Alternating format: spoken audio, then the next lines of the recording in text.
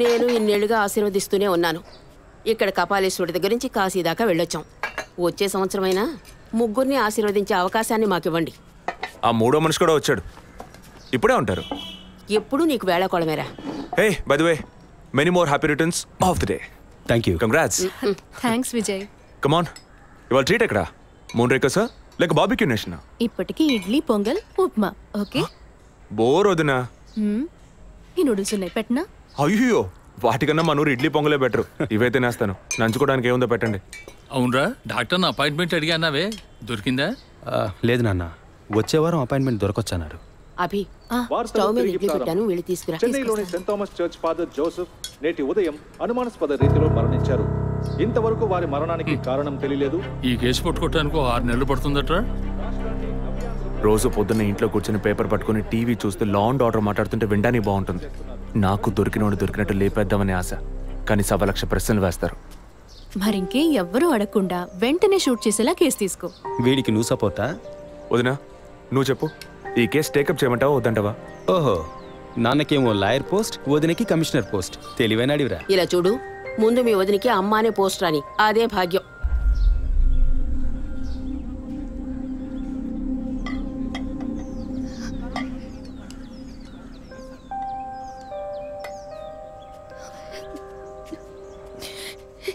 ఏంటమ్మా నువ్వు మరేను మొదలెట్టావా?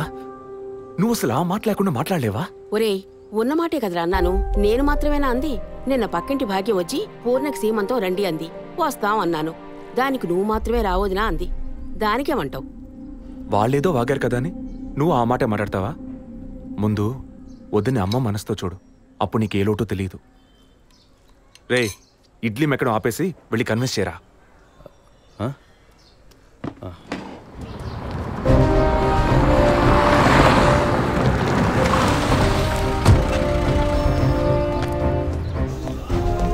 Morning sir. Morning sir. Good morning Vijayaprakash, కూర్చోండి. Thank you sir. సార్ వచ్చిన వెంటనే మిమ్మల్ని మీట్ అవ్వమన్నారు. చెప్పండి. ఇవాళ మార్నింగ్ ఇంపార్టెంట్ విఐపి ఒకరు వచ్చి పర్సనల్గా కంప్లైంట్ ఇచ్చి వెళ్ళారు.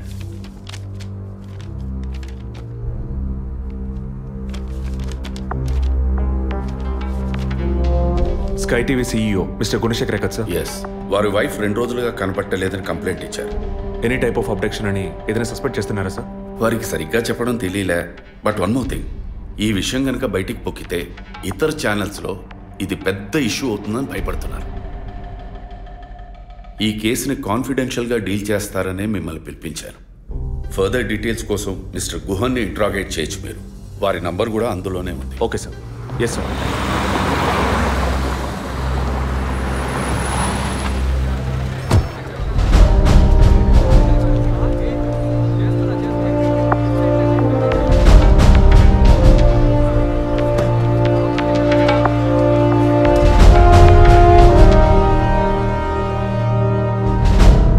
సో మీ ఇంట్లో ఉన్న డ్రైవర్స్ కానీ మెయిట్స్ కానీ మీ వైఫ్ని చివరిసారిగా ఎప్పుడు చూసా ఉన్నారు? వెనస్డే ఈవినింగ్ చూశారట. డ్రైవర్ డ్యూటీ అయ్యాక ఇంటికి వెళ్ళేటప్పుడు రేపొద్దున ఎన్నింటి రావాలమని నా వైఫ్ని అడిగాడట. ఎప్పట్లా వస్తే చాలని తను చెప్పిందట. ఆ తర్వాత ఎవరూ తనను చూసినట్లేదు. ఆ రోజు మీరు ఎక్కడున్నారు సార్? హైదరాబాద్లో ఓ టీవీ ఛానల్ మీటింగ్ అని వెళ్ళాను. లాస్ట్ ఫోన్ మీ వైఫ్కి ఎప్పుడు చేశారు? Next day morning. Phone switch ఆఫ్లో ఉంది. మోస్ట్లీ తన ఫోన్ స్విచ్ ఆఫ్లోనే ఉంటుంది. అందుకే నేను పెద్దగా పట్టించుకోలేదు. ఎప్పుడు మీకు డౌట్ వచ్చింది? ఆ రోజు నైట్ వరకు నాకు రాలేదు. దీన్ని ఇష్యూ చేయటం ఏం బాగుంటుందని ఎవరికి చెప్పలేదు. ఆ తర్వాతే నేను కమిషనర్ దగ్గరికి వెళ్ళి కంప్లైంట్ చేశాను.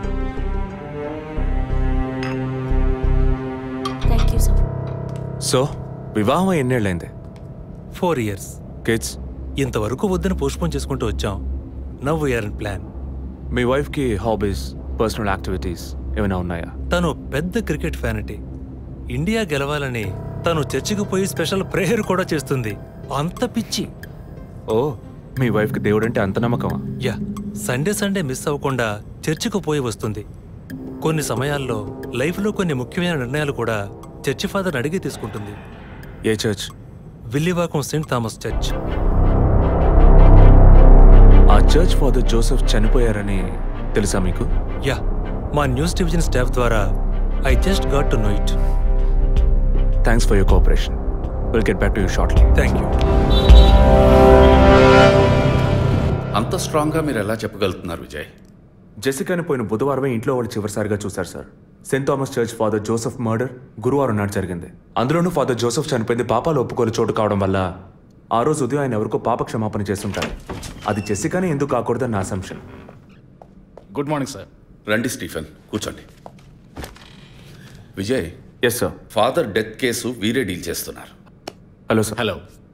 విజయ్ హ్యాండిల్ చేస్తున్న కేసులో కనిపించకుండా పోయిన అమ్మాయి ఫాదర్ మరణించిన టైంలో పాప క్షమాపణ కోసం వచ్చి అక్కడ ఉన్నందువల్ల ఈ హత్యకి ఆ అమ్మాయికి సంబంధం ఉండొచ్చేమో అని వీరు అనుమానం. ఉండొచ్చు సార్. మనం అలా అనుమానిస్తే ఫాదర్ చనిపోయిన సమయంలో బయటికి వెళ్ళిన వాచ్మెన్ దగ్గర నుంచి బెల్ కొట్టేవాడి వరకు అనుమానించాలి. It is simple. ఒక చర్చి ఫాదర్గా వారి సర్వీస్కి వంక పెట్టలేం. కానీ వారి పర్సనల్ లైఫ్ ఎంక్వైరీ చేసినప్పుడు వారికి ఒకసారి బైపాస్ సర్జరీ జరిగినా మరోసారి సర్జరీ చేయాల్సి వచ్చింది. ఆపరేషన్ ఖర్చులు, చేసిన అప్పులు, వీటన్నిటి వల్ల వారి నిర్ణయానికి వచ్చి ఉండొచ్చు. సూసైడ్ అంటానికి కావాల్సిన సిమ్టమ్స్ అన్నీ ఉన్నాయి. ఈ కేసు గురించి మీ ఒపీనియన్ ఏంటి? నాకు మాత్రం చర్చ్ ఫాదర్ మరణం సూసైడ్ కాదని ఎందుకో డౌట్ సార్. ఎలా చెప్పగలుగుతున్నారు? ఆయన పర్సనల్ లైఫ్లో ఎలాంటి వారైనా కావచ్చు, కానీ ఒక స్వచ్ఛమైన క్రిస్టియన్గా జీవించేవారట. అంత స్వచ్ఛమైన క్రిస్టియన్గా ఉన్నవారు తన రక్తాన్ని పవిత్రమైన చర్చ్లో చెందించాలని ఎప్పుడూ అనుకోరు. పోనీ ఒకవేళ సూసైడ్ చేసుకోవాలనుకున్నా అది వారి ఇంట్లో చేసుకుని ఉండేవారు. వారు ఆ పని చేయలేదు. ఫాదర్ కన్నా ఎక్కువగా బైబిల్ చదివినట్టున్నారు. దీనికి బైబిల్ చదవాల్సిన అవసరం లేదు.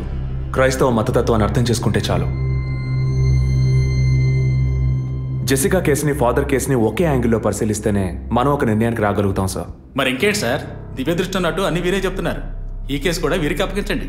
ఎస్ స్టీఫెన్, నేను అదే మంచిదనుకుంటున్నాను. దీన్ని విజయ్ హ్యాండిల్ చేస్తాడు. సార్. ఏంటి సార్? కేసుకు సంబంధించిన ఫైల్స్ అన్ని వీరికి అప్పచెప్పండి. విజయ్ సార్, ఫాదర్ కేసులో మీకు అసిస్ట్ చేయడానికి స్టేషన్ సబ్ ఇన్స్పెక్టర్ తిరుపతి అని ఒక ఆయన ఉన్నారు. ఆయన మీకు హెల్ప్గా ఉంటారు. కాకపోతే కాస్త ఎక్కువగా మాట్లాడతారు, చూసుకోండి. I will handle it sir. Thank you.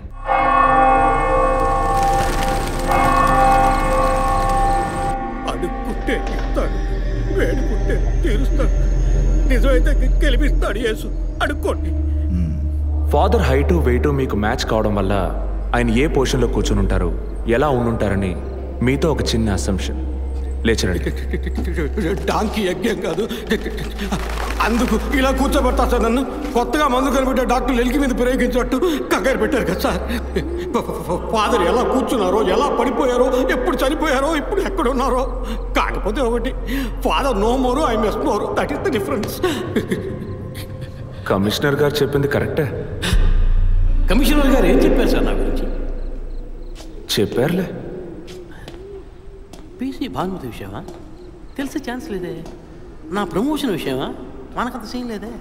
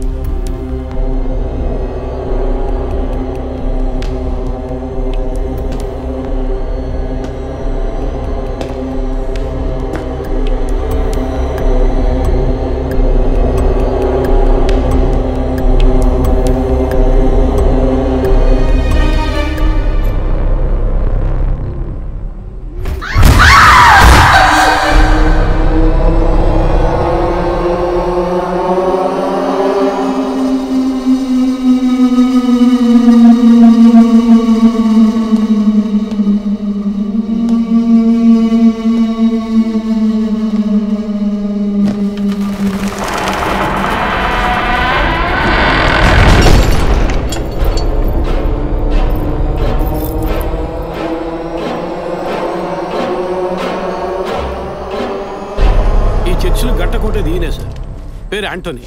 నమస్కారం సార్. ఇక్కడ 8 ఏళ్ళుగా పనిచేస్తున్నాం సార్. ఫాదర్ రికమెండేషన్తోనే ఇక్కడ చేరారు. ఫాదర్ ఎప్పుడు ఎన్నింటికి చర్చ్కి వస్తారు? ఎప్పుడు 7 గంటలకు వచ్చేస్తారయ్యా. సండే అయితే 5 గంటలకు వచ్చేస్తారు. ఒకవేళ ధూప ప్రార్థన ఉన్నా 5 గంటలకు వచ్చేస్తారు. ఫాదర్ 6 గంటలకు చర్చిలో ఆ రోజు కాలం చేశారు.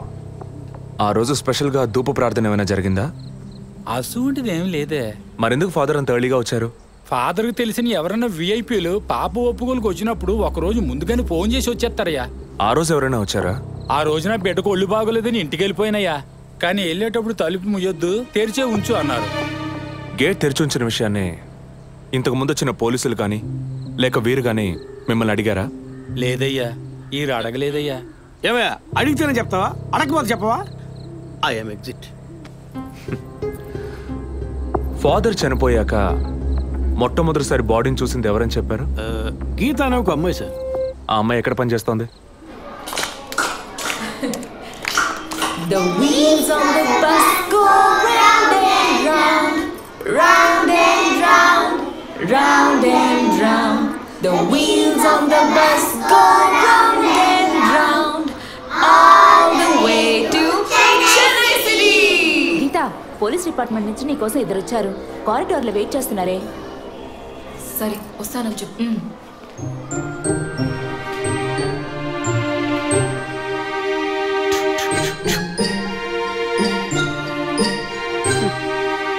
ఈ వయసులో పిల్లలు అన్నాక ఇలాగే అలా చేస్తుంటారులేండి. కానీ రేపు పెద్దయ్యాక మదర్ తెరెసా కావచ్చు, తాత గాంధీ కావచ్చు, మామ నెహ్రూ కావచ్చు, కానీ నాలా మాత్రం కాలేరండి.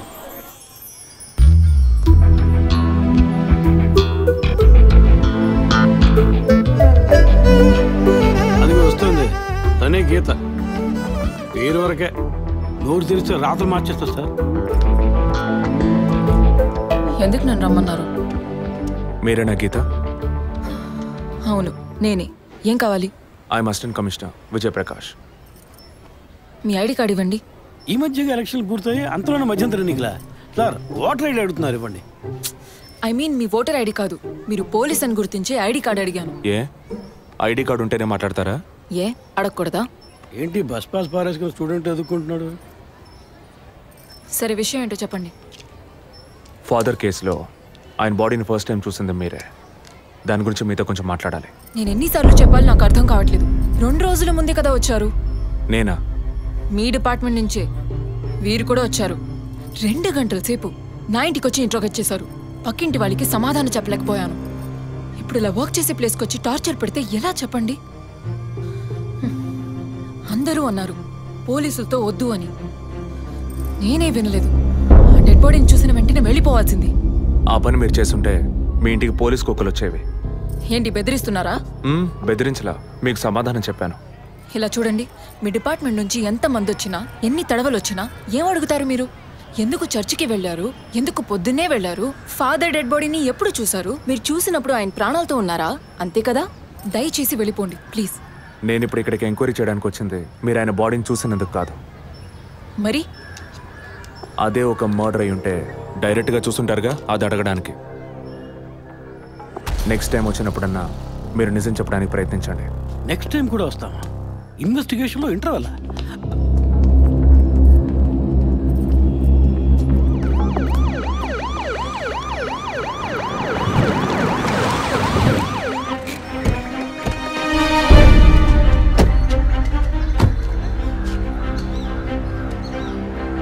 సార్ అదే గీత ఇల్లు. వెళ్ళి చూసిరండి. ఆ ముసలాన్ని మళ్ళీ చూడాలా?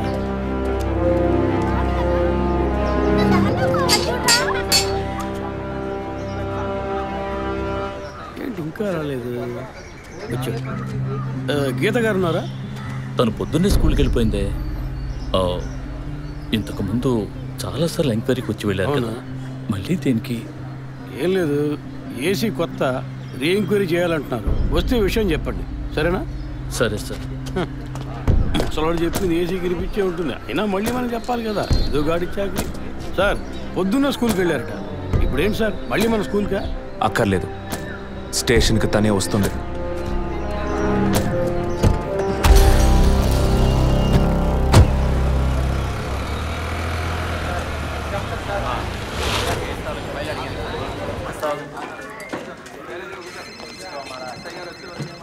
మిస్సింగ్ కేసును తేలిగ్గా తీసుకోకండి సార్. రేపే నాకు ప్రోగ్రెస్ తెలియాలి. సార్ మిమ్మల్ని చూడడానికి వచ్చారు. కూర్చోండి. వర్కింగ్ ప్లేస్కి రావద్దు అన్నాను కదా, మరి ఎందుకు సార్ మా ఇంటికి వచ్చారు? పోలీస్ స్టేషన్కి ఆడపిల్ల రావడం ఓకేనా? ఓకే అంటే చెప్పండి, ఎప్పుడు ఏ క్లారిఫికేషన్ కావాలన్నా పిలుస్తాను. ఇప్పుడు ఏ క్లారిఫికేషన్ చెప్పండి. ఈ చైన్ మీద. హలో, నేను క్రిస్టియన్ని కాదు. Alex sir. Yes sir. మీరు కొండకి ఎప్పుడు వెళ్తున్నారు? వచ్చే వారం సార్. నేనే మిమ్మల్ని లీవ్ అడగాలనుకున్నాను సార్. సరే ఓకే, పిలుస్తాను. Thank you sir. నేను కూడా వారం వారం చర్చ్కి వెళ్తాను. అంత మాత్రాన క్రిస్టియన్నా? It makes no difference.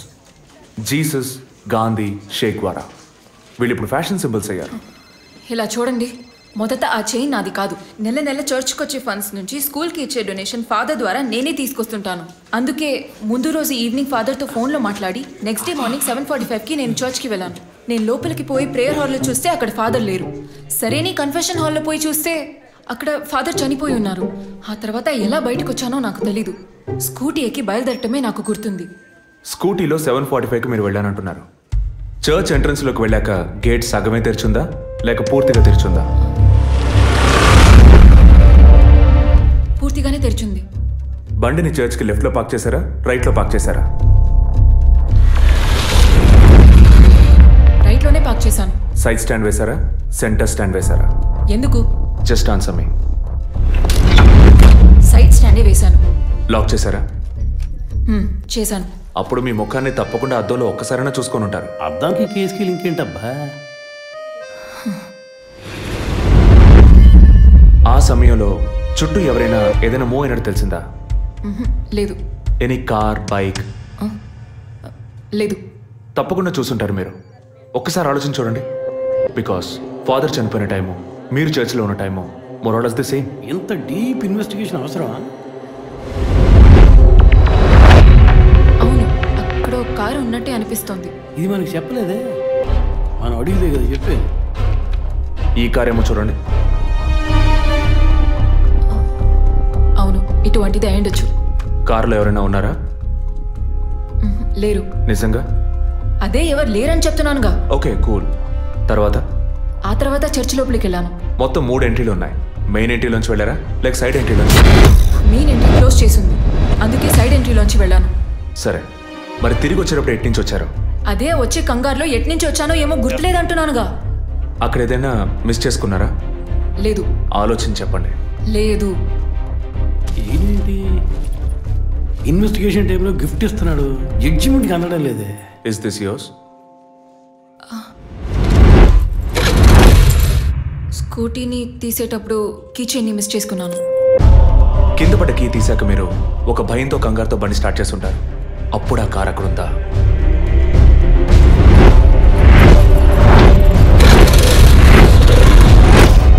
అప్పుడు ఆ కార్ అక్కడ లేదు. That's it.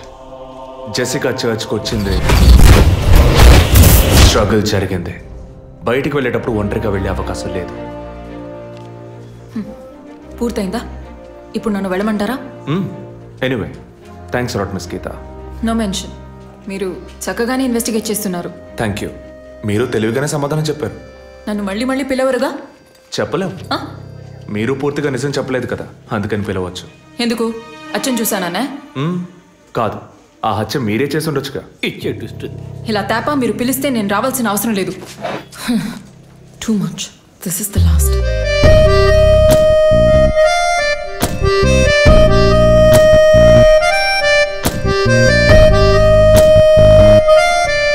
తిరుపతి సార్, మీరు ఎలా ఫీల్ అవుతున్నారు? ఈ అమ్మాయి చాలా మంచి అమ్మాయి సార్. నేను కేసు గురించి అన్నాను. అదే సార్ నేను అన్నది. ఈ అమ్మాయి కేసుకి బాగా కోఆపరేట్ చేస్తాం. మీరు పని చేయండి. చెప్పండి సార్. ఓ 2 రోజులు లీవ్ తీసుకోండి. ఏసీకి హీట్ ఎక్కింది, ఎప్పుడైనా ప్యాలెన్స్. సార్, ఈ కేసు నేను ఇంట్లో ఉండే డీల్ చేస్తాను sir. I exit.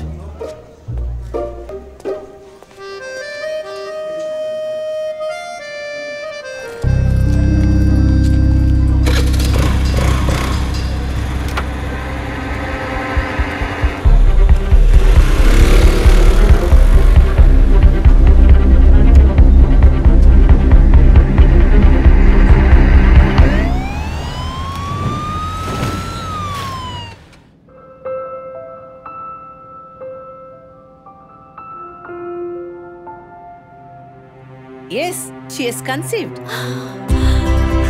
Thank you doctor. Thank you so much. 2 months 10 days. సంతోషకరమైన వార్త విన్న వెంటనే నాకు ఇప్పుడు ఏం మాట్లాడాలో తెలియట్లేదు డాక్టర్. దేవుడి వరాన్ని కాస్త ఆలస్యంగా ఇచ్చాడు అంతే. డాక్టర్, ఇక మీద నేను నా భార్యను ఎలా చూసుకోవాలి? మన పెద్దవాళ్ళు చెప్పందా, కొత్తగా నేను చెప్పేది ఏముంది? బట్ యాజ్ అ డాక్టర్ నేను ఇప్పుడు ఏమీ చెప్పను. ఈ ఆనందంలో చెప్పినా అర్థం కాదు. ముందు ఈ శుభవార్త ఇంట్లో చెప్పి వాళ్ళని సంతోషపరచండి, ఓకే? ఈ సంగతి తెలిస్తే ఇంట్లో మాకన్నా అమ్మా నాన్న ఎక్కువ సంతోషిస్తారు. మరి ఆలస్యం దేనికి, ముందు ఫోన్ చేసి చెప్పేయండి. Sure doctor. ఒరే విజయ్ రారా, అభి ఇప్పుడే ఫోన్ చేసింది, తను కన్సీవ్ అయిందట. నేను బాబుని కాబోతున్నాను రా. ముందు నోరు తీపి చేసుకో. నువ్వు బాబాయ్ కాబోతున్నావు. అయ్యో రారా, నేను సంతోషం పట్టలేకపోతున్నాను. గాడి చేతులు ఆడటం లేదు రా. మా ఇంటికి ఒక కొత్త వెలుగు రాబోతోంది కదా. ముందు మా కులదైవాన్ని దర్శించుకోవడానికి